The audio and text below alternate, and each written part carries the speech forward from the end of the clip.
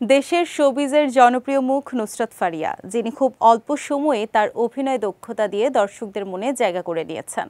কাজের পাশাপাশি সামাজিক মাধ্যমেও বেশ সরব এ অভিনেত্রী।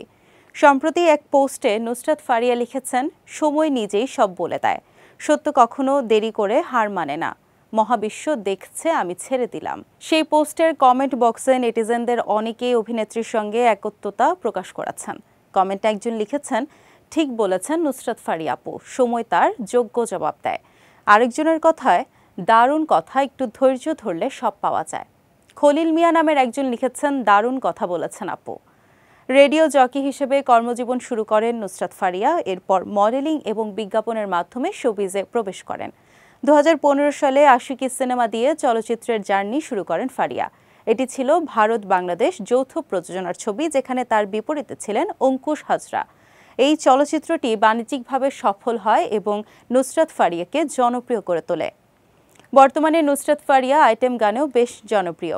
গেল কয়েক বছরে বেশ কিছু আইটেম গানে দেখা মিলেছে তার, যা দর্শক মহলে বেশ প্রশংসিত হয়।